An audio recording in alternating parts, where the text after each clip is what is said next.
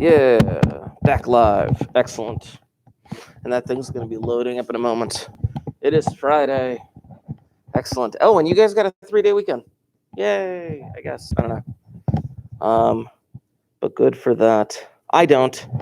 I have to come back in on Monday and learn things, I guess. I don't know. I'm not really too sure about it, but we'll see what happens. Let me update the cube here. Today's Friday. Did I ever show you guys my regular Rubik's Cube? No? I never showed you my regular one? All right, that's cool. I brought it in the other day to show one of my, oh, nuts. That's one. Okay, I'll explain what I just realized in a moment. Anyway, I brought in the regular Rubik's Cube to show one of my Algebra 2 classes because they were questioning certain things about it. And I'll show you guys that too in a moment. But the reason why I just realized I'm like, oh, nuts. I had set a reminder on my phone to bring in a puzzle known as the Megaminx. And I wanted to bring it in specifically for you guys. The reason being was because of a mini game that I had for you. I'm going to show you an image as to what a Megaminx looks like. This is, in general, what a Megaminx looks like. A Megaminx is a 12-sided platonic solid. It is known as a dodecahedron. Dodeca implies 12, and when you have a hedron, it's a three-dimensional regular solid, like a tetrahedron or a quad. They have a whole bunch of different names for them and stuff like that. But this is a dodecahedron, and the game that I'm going to explain in a few minutes for you guys has to do, and I'm showing the live stream as well, has to do with this shape. This is a very, very famous shape in the world of graph theory, which is technically the stuff that we've been doing. It's called an Icosien graph. And it was actually patented back in the 1800s to be a game where people would traverse this pentagonish shape and they would try to complete a Hamilton circuit. And that would be part of the game and part of the challenge. I have a video that I'm going to show you on it today very briefly.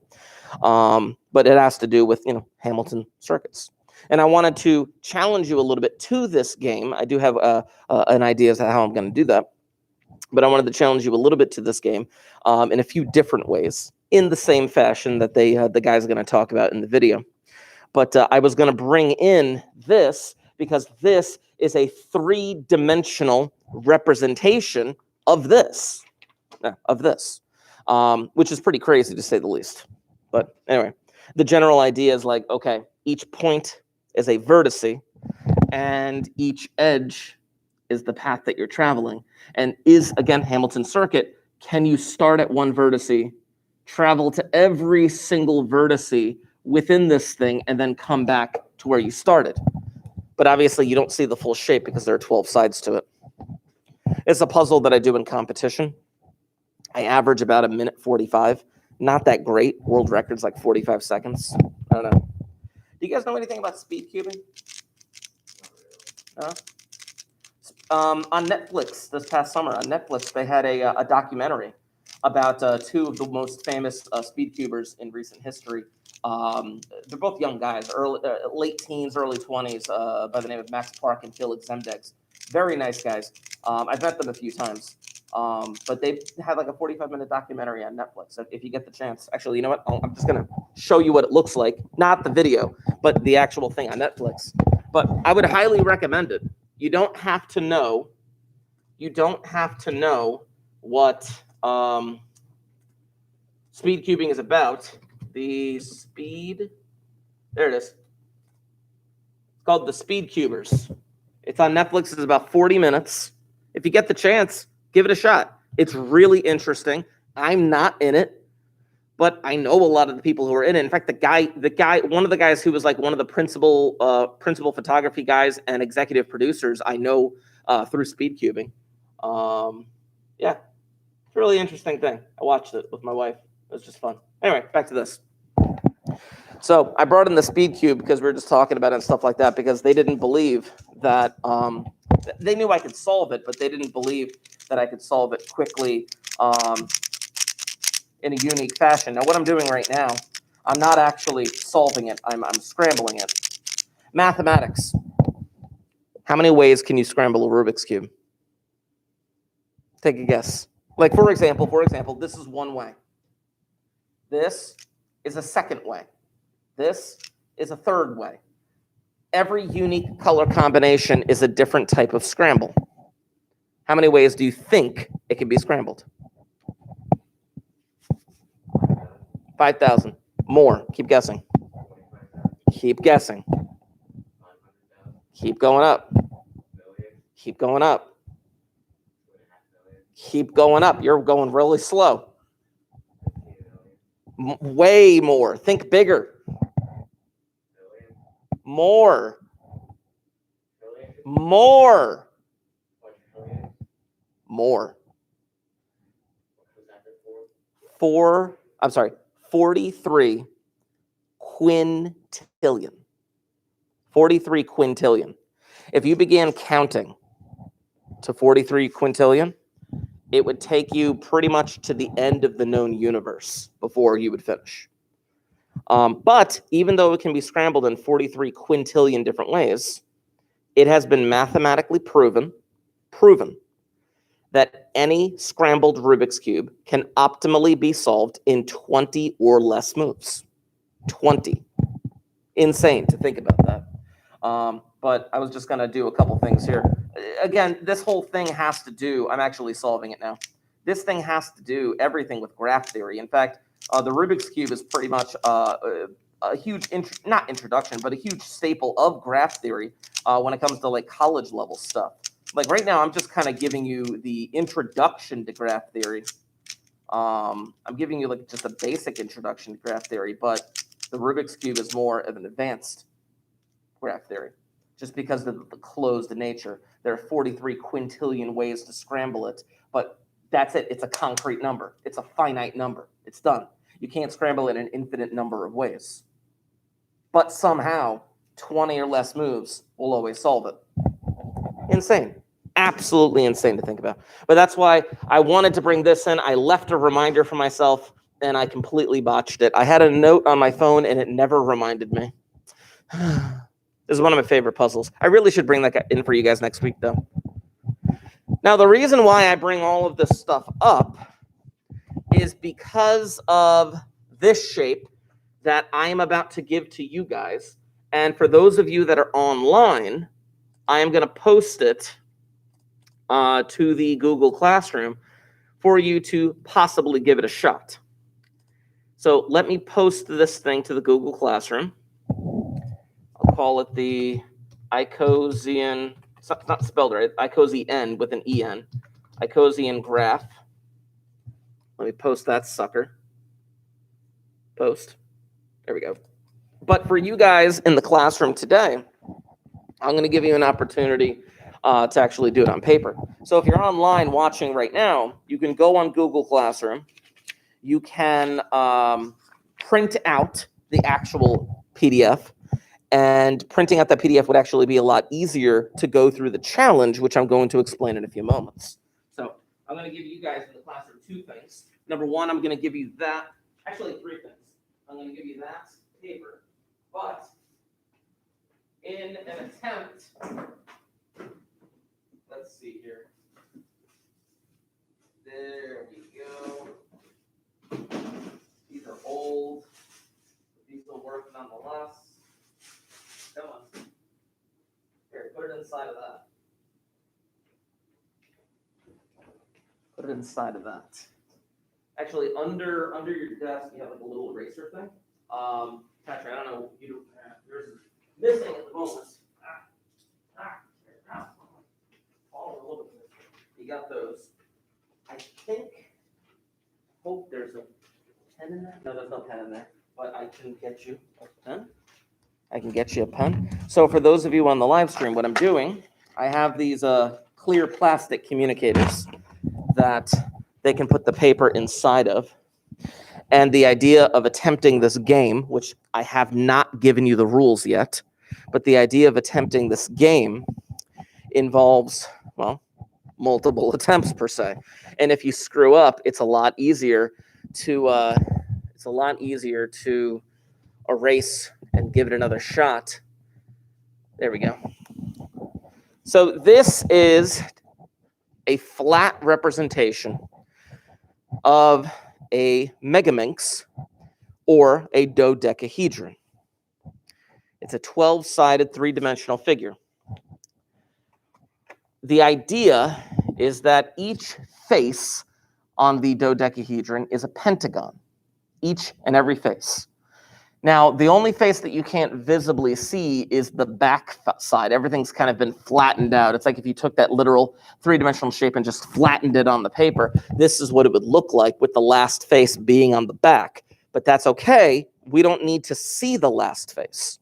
The only thing that we need to see are the vertices. And all of the vertices are labeled with letters. The challenge is this. The challenge is to start at any vertice that you want. Does not matter which vertice you pick. I'm going to randomly pick X. I don't know. I was thinking W, I was thinking G, but I decided on X. Now, that's one vertice. But the goal of the game is to visit every vertice exactly once and end up back where you started. So I'm just going to try it randomly right now. Not randomly, but there I got Z, and I got B, and I got G, and I got H. Now, I can't go back to X. I'd end up back where I started immediately. I have to hit every vertice. So now I got to travel out and hit this stuff. Yeah, I can't go back to X. Oh, yeah, I can't do that. I can't do that because I'm basically blocking myself off from getting back to X. I'm blocking myself off from getting back to X. So I'm going to have to go this way. And there, and there, and there. I've already done that. Okay, we're moving along. Again, you don't have to hit every edge exactly once. You have to hit every vertice exactly once. That is the nature of Hamilton circuits, or Hamilton paths, I should say. So I think I got to do M, N, S. Okay, this is going to get dicey. I may have to start a new strategy in a minute. Oh, crap. Yeah. See, this is where I have to start over again. I know what the actual answer is, which I'll show you in a little bit. But I'm just trying to show you that now I'm stuck. I'm stuck up here because I know I got to hit Q and P and C, but I got to come back to W to hit X. So, I don't know. So I'm going to erase all this. I'm going to have to try it again. I want you guys to give it a shot. Give it a shot. Obviously, you have the dry erase marker. You can try as multiple times if need be. I didn't want you to have to write on the paper and then try to erase it, and that would be ridiculous. Dry erase marker is so much easier to do this stuff with. For you guys that are online, unfortunately, you don't have the plastic clear communicators that I have here in class. But obviously, you can still try. On your computers, you may have like a drawing tool where you could, again, I don't really know Chromebook drawing tools that well, but I know that there are tools where you could bring this up on your screen and actually not color on, kind of, fill in the thing as you go along. Otherwise, you could print it out and give it a shot. No plastic chips. Is that what she said? We're missing the best part. I'm sorry, Sydney. I know. Like I said, this is one of the. There are a lot of things that I wanted to do in class that I haven't been able to do because of COVID. You did it? Let me see. Let me see. Don't erase anything. Let me see. Where'd you start? Okay, let me see here. And where'd you go first? Going down. Okay, that's all I need. Let me put it up here. Let me see what it looks like.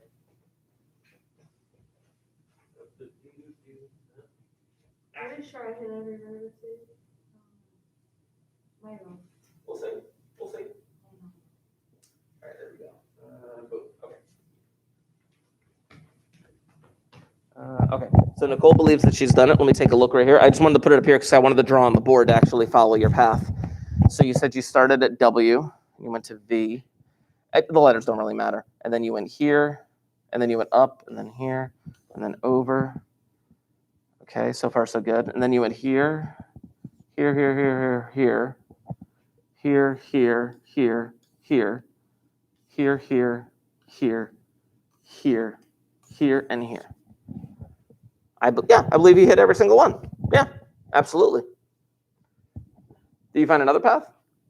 No? Oh, goodness. That's okay. Here's the interesting thing about this game.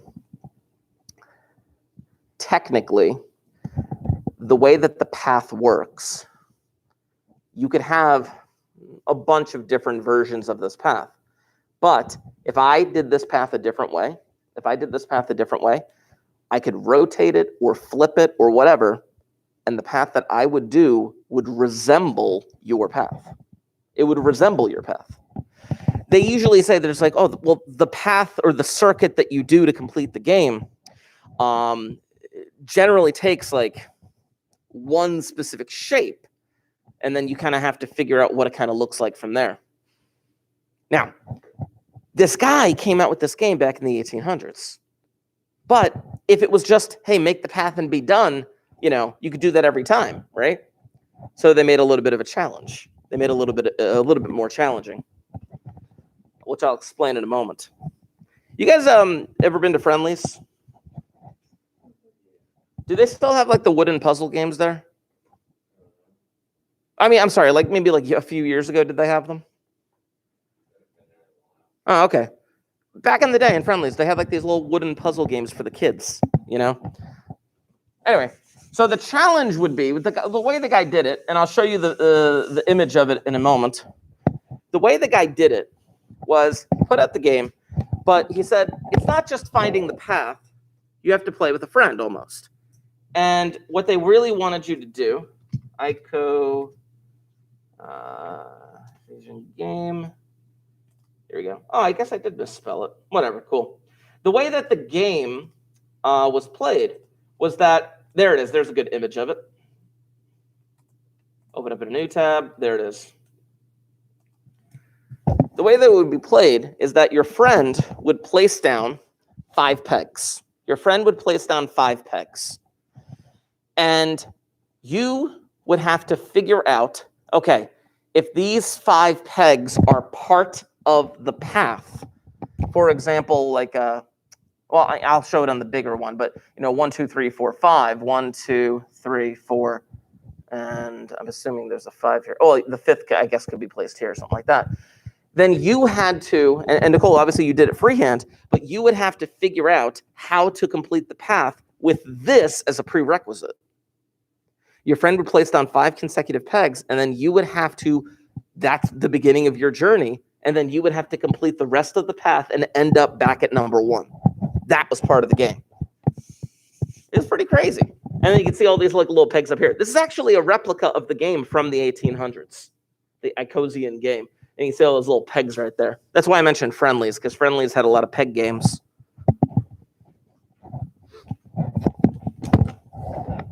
It's pretty crazy. Let me show you a visual representation of this Icosien game. Let's see here. There we go. That's a good one. Or that's the one that I watched early. It's a short video. It won't get me fired on YouTube. Let me play it here.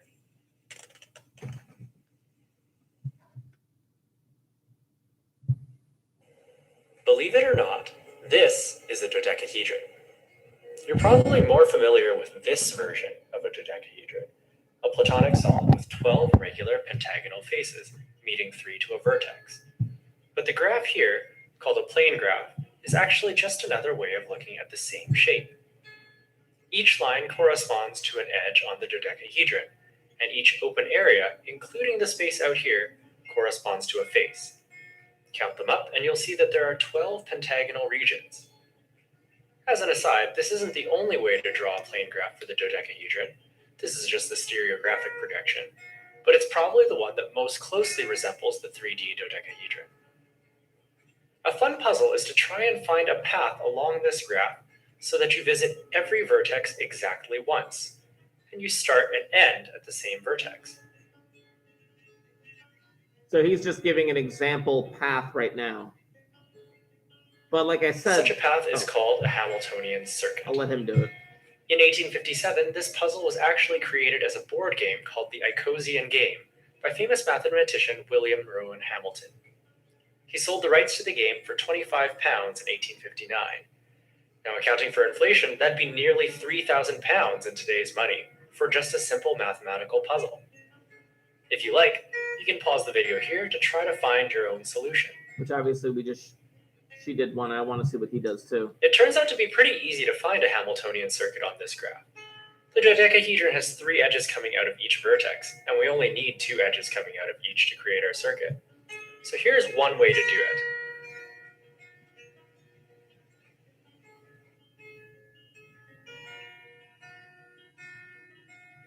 Now his circuit is very similar to yours, just probably shifted over. I've created the same solution again here on this 3D dodecahedron model, using the plane graph as a reference. Now, it might seem like there could be many different circuits, but in fact, if we ignore reflections and rotations, there is only one distinct Hamiltonian circuit on the dodecahedron. I encourage you to draw a few different circuits on the plane graph, and then compare them to the 3D model to convince yourself that they're really all the same. In a future video, I'll be showing off a few more hold on 1 second. Friendly's puzzles. See if we can find it here. Friendly's puzzles. Nope. Friendly's puzzles restaurant. I just wanted this to show what they look like. Friendlies are disappearing. That makes me sad. All right, hold on. Friendly's restaurant. If I can spell it today. Puzzle. Yeah, I just wanted to see the puzzles. Will they not show me the puzzles? No, they probably won't. Then let me look up peg puzzles. Peg puzzles. Okay, still not what I wanted. Wow, okay. I'll have to look that up another time. Back to this, actually. I'm going to give you guys a little challenge here. Just one quick challenge before we jump back into some of the details on Hamiltonian circuits and paths and the methods that we did. So here's the small challenge. The way that the guy did the game back in the day was that he would say, okay, give it to a friend, have the friend put down 5 consecutive pegs. It doesn't matter where those 5 consecutive pegs are, but your path should be able to go through them. So you could be like, okay, see, and to see if it was possible, I really love the idea behind this. So I'm going to say, here's my little challenge for you guys just for the next few minutes. I'm going to start here. And I'm going to say, okay, start at Z. That's the path that you have to start with.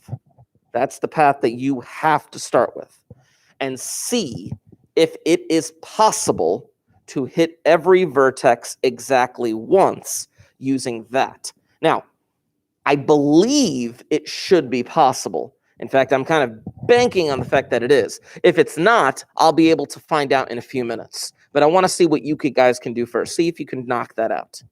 And for you guys at home, obviously you have the printout of this. Unfortunately, you don't have the dry erase markers to try and erase and try again and things of that nature. But see what you can do. I'm going to research something while I'm at it.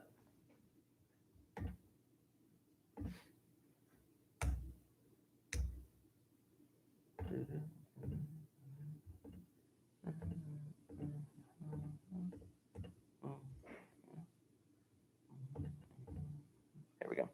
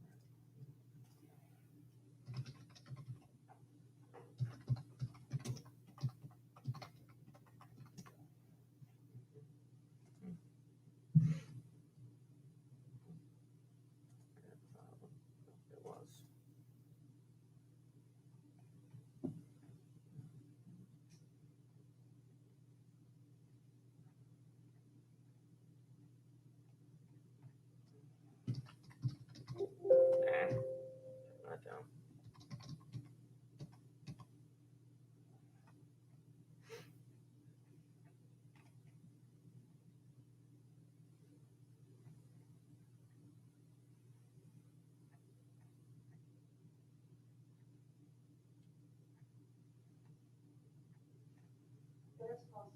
Yay!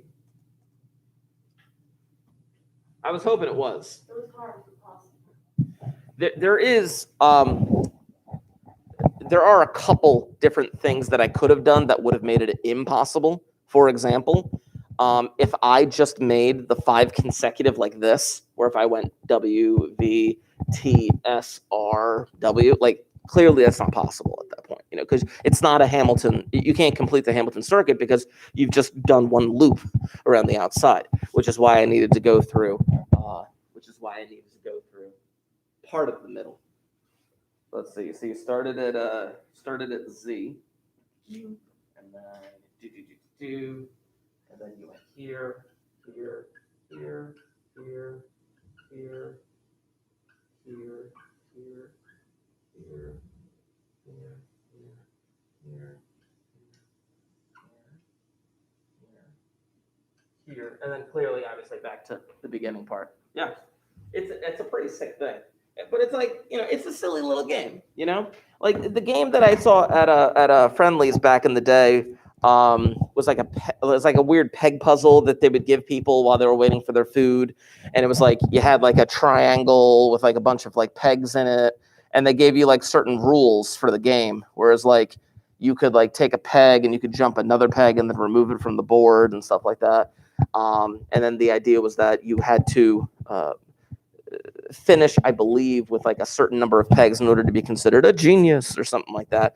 And you would like, people would hang out at Friendlies and do this. And oh, wait, I know why they've gone away. Because of smartphones. That's probably why. Because when you wait for your food, you just look at your smartphone. I don't know. But anyway, back to this. It was just one of those fun little silly things that was done back in the 1800s. But, the guy sold the rights to the game. I mean, it's not a very popular game, clearly. It's just like a silly little nugget of history, I guess. But, I don't know. He made the equivalent of 3,000 pounds just by selling a mathematical game. Pretty sick. I don't think they make it today, though. Anywho. So, here's what I want to do. Number one, I am going to be posting one more PDF to the Google Classroom stream. One more PDF that I'm going to give you guys here who are here live. Let me get this one. Where is it? There it is. Boop. And this is the PDF for today. Post that sucker. Click. There we go. I'm making sure it's the right one. Yes, it is. Okay. So I'm going to open that sucker up, and then I'm going to give you guys the actual PDF. Every time with Lumen. Come on, Lumen. Here we go. The markers and the eraser thing, you guys can put all that. Oh, you already did. You put that under the desk.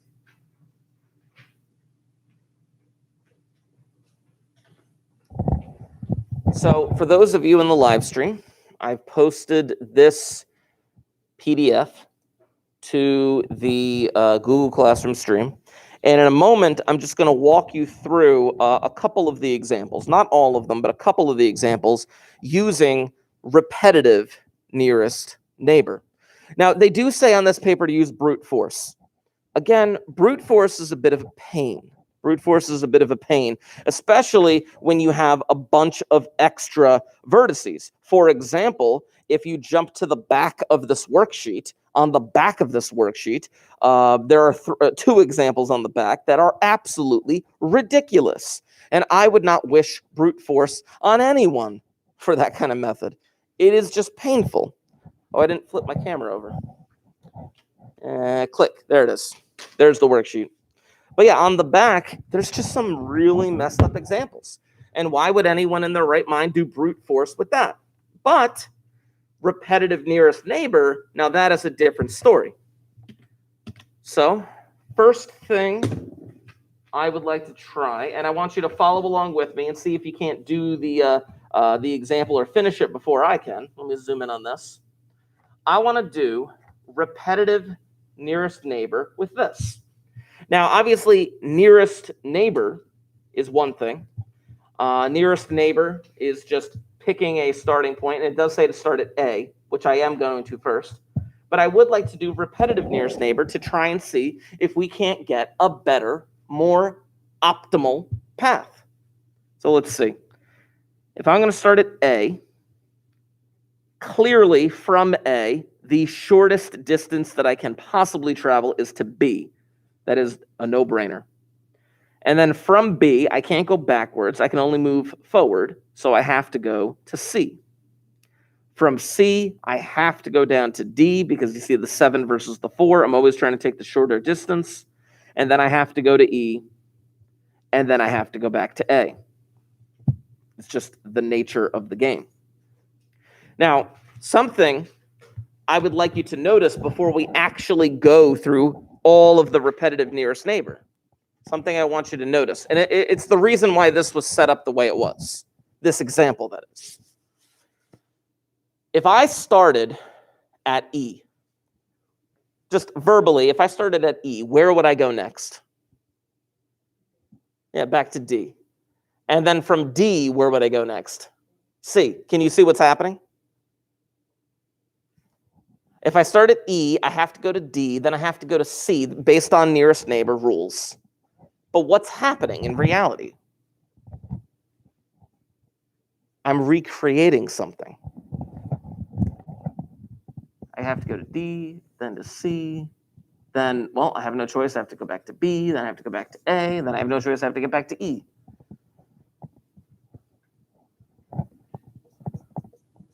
Remind me, what is this path compared to what we wrote down originally? Just what? It's flipped. It's reversed. It's mirrored. Yeah, it's the same exact path. It's just mirrored, and you're starting at a different starting point. So I don't want to write that down.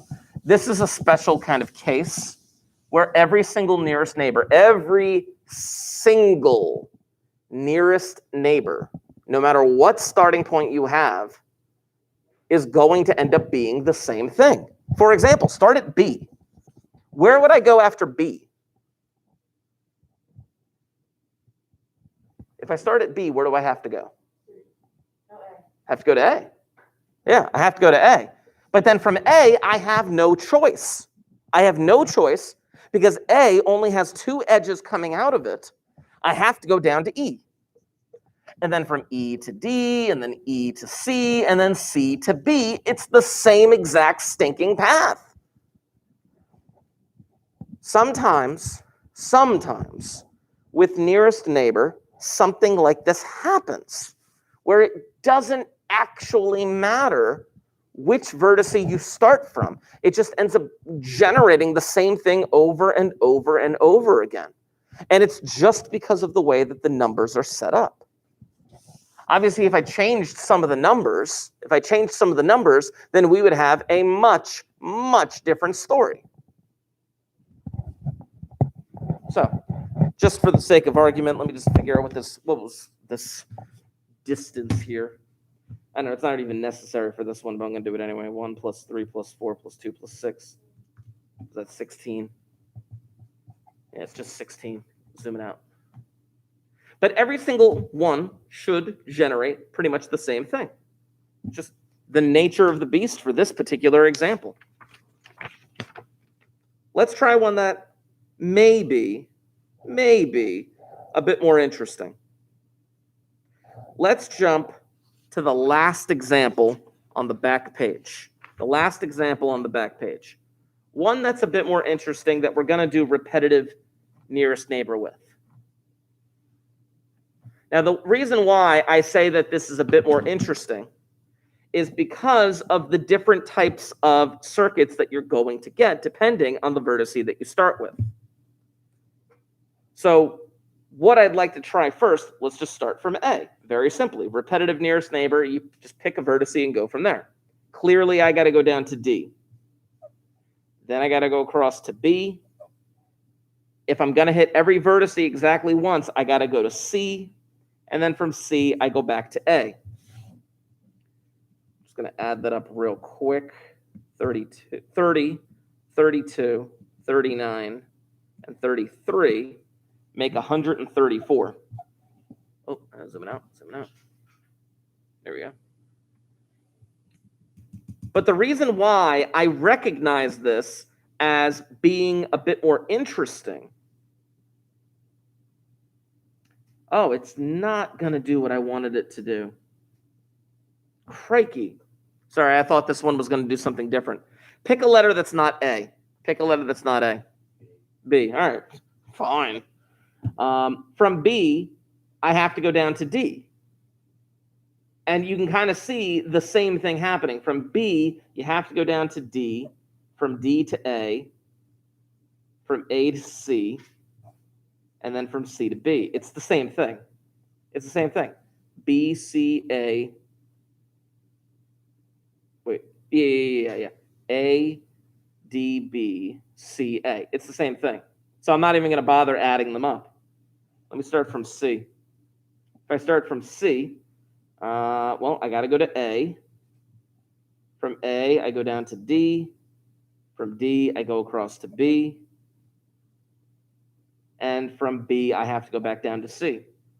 Yep, A, D, B, C, A. It's the same thing. I'm not even going to bother adding it up. I think D will do the same thing. I was hoping this one would work slightly different, but I am going to give it a shot with one of the other ones in a moment. But from D, I have to go back to A. From A, we have no choice. We can't go back to D. We have to go across to C. From C, we have to go to B. And from B, we have to go back to D. Well, let's see. A, D, B, C, A. It's the same thing. I thought that one was going to work differently, that is. Repetitive nearest neighbor. But yeah, that's the way this thing kind of works out. It's strange. It's terrible. But that's what it does. There are four methods for Hamilton circuits, for finding an optimal Hamilton circuit. Number one is brute force. But brute force takes too long. Brute force, you'd have to list out every possible path, every possible circuit, and then pick which one was shortest. For this one, brute force might not be too bad for this one. It might not be too bad, but for larger ones, it does take a lot of time. Then there is nearest neighbor, where you have your locked-in starting point, and you just pick the shortest path. It's pretty quick. Nearest neighbor is pretty quick. You'll get the answer in no time. However, nearest neighbor doesn't always produce the best answer. Then there's repetitive nearest neighbor. Now, repetitive nearest neighbor is just taking a step farther. Repetitive nearest neighbor is what we just did right here, where you basically do nearest neighbor from every vertice. It could get you a more optimal solution, but you're still not guaranteed. There's one more method. One more method. If you would, ladies and gentlemen, if you do not already have them out, I'm going to need those notebooks out and open, because I have one more method to teach you, and it is called cheapest link. Cheapest link.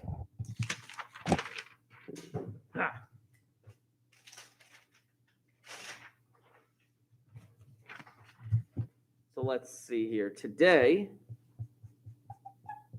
is the 16th. This is Hamilton Methods Continued.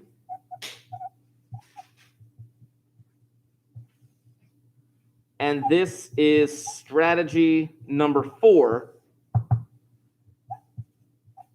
known as cheapest link. Cheapest link. The way that cheapest link is designed is that you, quite literally select the cheapest values on the board. Now, selecting the cheapest values on the board may or may not always work out the way you want it to. You'll see what I mean in a minute. Well, let me write out these statements. Basically, you find the cheapest connection and mark it.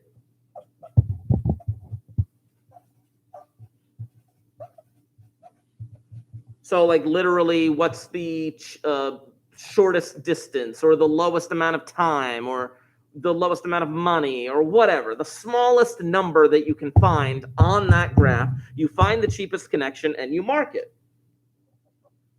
Then you find the next cheapest,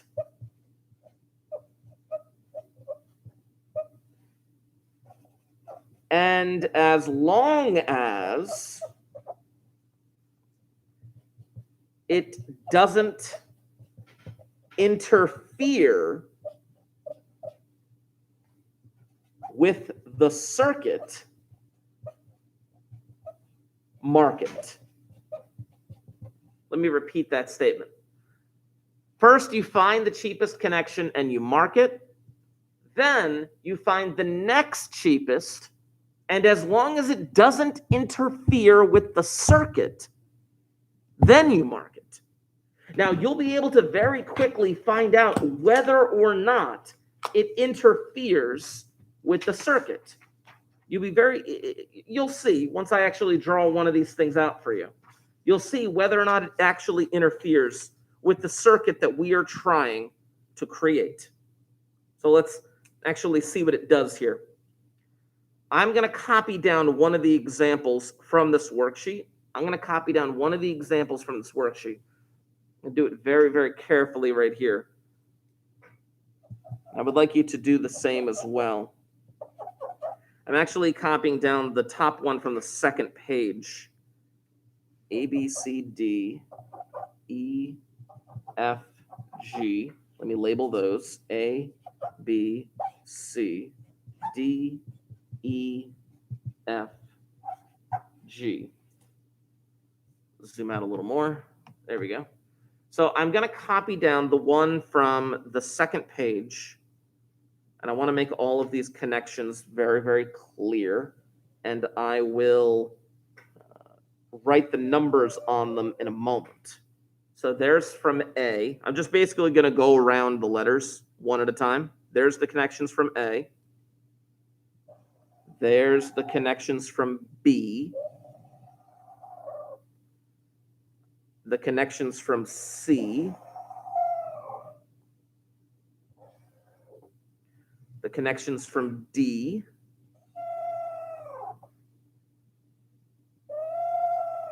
that's a fun noise, the connections from E,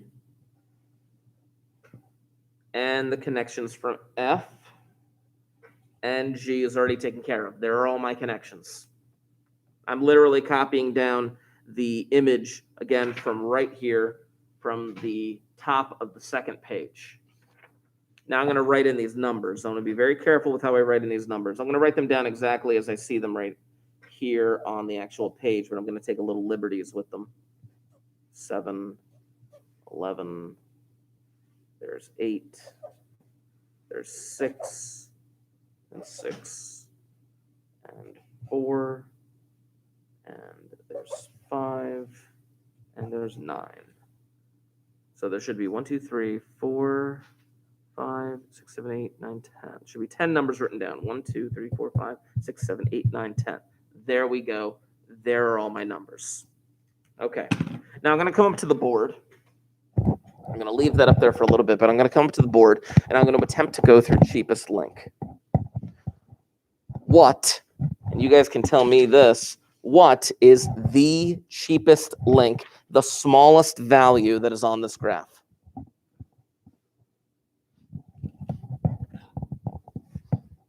What is the smallest number up there? Yeah, it's just 4. Now, check this out. F to D, I got a 4. So F to D, I got a 4. I'll deal with that in a minute, but I'm just going to mark it off right here. There's F to D. What's the next cheapest? The absolute next cheapest? Say again? 5. And it's from G to D. G to D. And it's 5. I'm just putting myself little notes over to the side right here. Now, this is where cheapest link gets a little tricky. Can we agree that the next cheapest is 6? Can we agree on that? Okay, here's the problem. Think about the nature of Hamilton circuits. Hamilton circuits, you hit every single vertice exactly once. You hit every single vertice exactly once. But look at D right here. Look at D right here. D is closed off. D is closed off. D has already been gone into, and D has already been left from. We can't do that 6. We can't touch that 6 because that 6 would interfere with the circuit. Both of them, actually. So you tell me, what is, after 6, the next cheapest link that I have? What is the next cheapest link that I have after 6?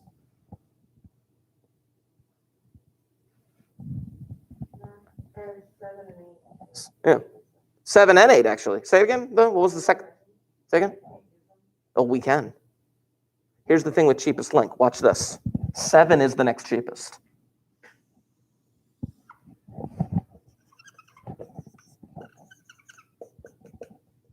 I know they're disconnected at the moment. They're disconnected at the moment, but I am going to be able to connect them once I'm done. You said 8 was the next one? 8 doesn't interfere with the circuit. 8 doesn't interfere with the circuit, but it's connected to F. It's connected to F. So C with an 8. This is just scratch work off to the side. All of this right here off to the side is a little bit of scratch work that I use to help me do cheapest link. After 8, the next one is 9, but I can't do 9. I can't do 9 because it would interfere with the circuit. F has already been gone into and been left. Right here, there's F. It is closed off. If F is closed off, you can't use that F again. So I can't do that 9. Instead, I have to do that 10.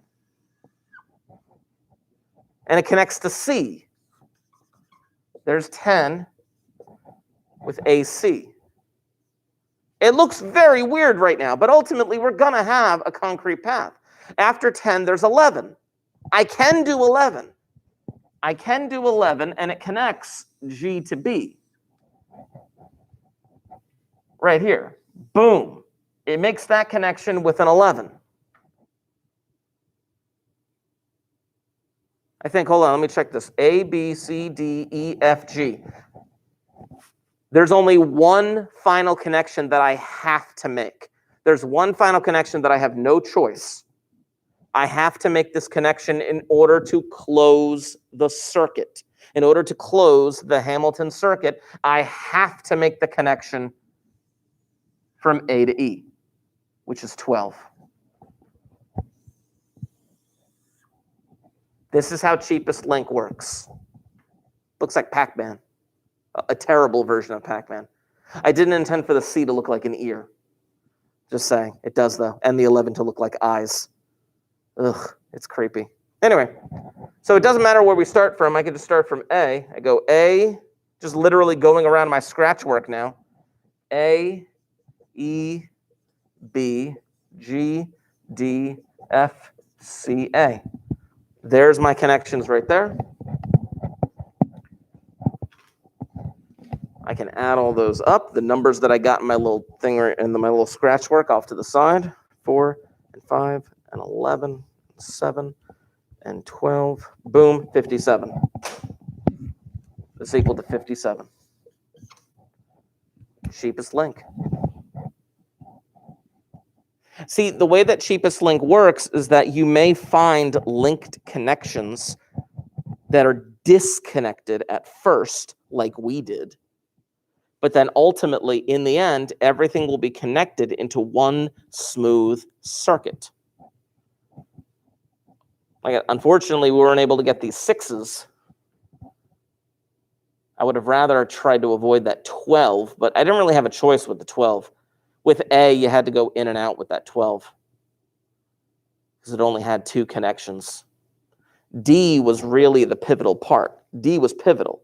D was absolutely pivotal because we were able to get the 4 and 5 connection rather than the 6 and 6 connection. Crazy. I love it. And yeah, you were able to avoid that 9 as well. Cheapest link. That's how it generally works. Let me erase this stuff so that I could write a few addendums here at the bottom. There we go. So let's see.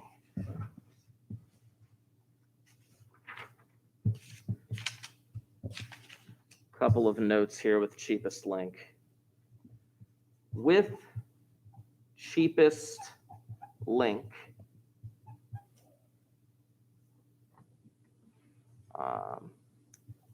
you are able to guarantee using some of the smaller, let's call them distances or weights.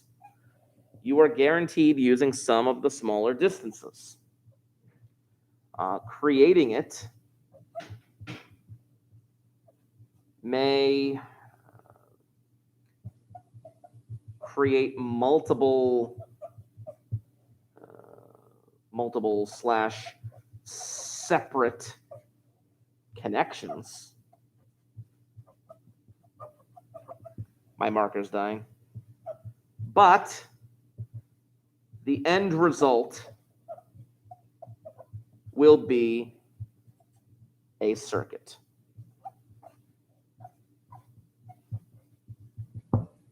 My marker is dying.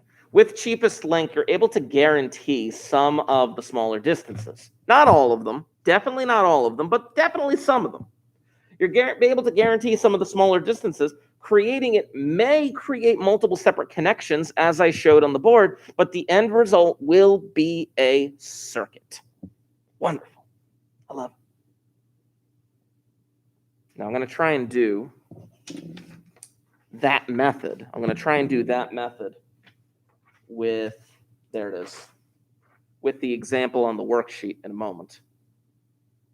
Before I do, just a reminder, and obviously you and I already talked about this, I posted a minor, a quizzes minor on the Google Classroom yesterday. It's not due till Tuesday. It is not due till Tuesday, but I gave you guys 2 opportunities to take it. Use your notes if need be. Some of these questions are very, very, very specific with the way that they word things. But take your time. See what you can do with it. And we'll be able to get this practice in. It'd be great. But anyway, that's a quizzes minor that is going to be due on Tuesday. You have 2 attempts at it. Make sure you use them to the best of your ability. So I'm going to go back to this one more time. This is the bottom of the first page. And I would like to try and create a cheapest link. I want to try and create a cheapest link. I want to try and mark it directly on my page, actually. Get rid of some of this. There we go. I want to mark it on my page. Sometimes it helps using like other colors, colored pencils, things of that nature. I'm going to, orange. Yes, I got orange. Here we go. So with cheapest link, let me see how this works. First of all, I got a 3 on there. I think 3 is the cheapest. So I'm definitely going to try and mark the 3 down like that. I'm going to mark the 3 down like that. I'm going to make a note for myself over here that I have a connection from A to D, and it's 3. Okay. I can mark both of those. Oh no, I can't mark both of those 4s. I can't mark both of the 4s because if I mark both of the 4s, I would be making a loop, and that loop I would never be able to escape if I mark both of the 4s. So I'm only going to be able to mark one of the 4s. So we can strategize a little bit with cheapest link. Okay, well, if I can only mark one of the 4s, perhaps I want to try and mark some of those 5s. I know this 5 up here I could use, but in order to use that other 5, I'm going to have to get rid of one of the 4s. So I'm going to get rid of that other 4 down there. I'm going to mark this 4 right here. Does the orange pop out a little bit more? Yeah, I guess it does. The orange pops out a little bit more. So I'm going to have to get this 4 right here, which would allow me... Oh, I can't get that 5. Can I erase that? I don't know if I can. Colored pencils. I don't think I can. Kind of, yeah. A little bit.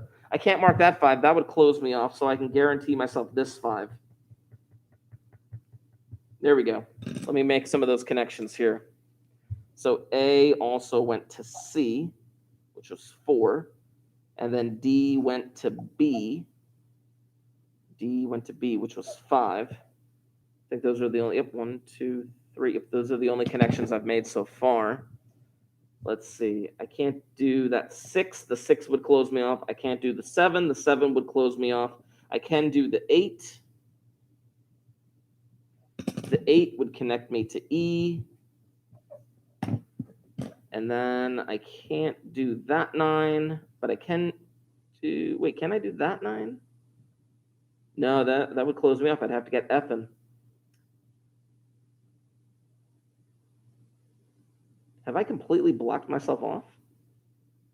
Where are we going with this? I have to get F in there, right? Have I created a closed loop? What has happened? I'm going to have to take a look at this. I have to get F in there, correct? Oh, wow. Something terribly went wrong. I'm going to have to double check this.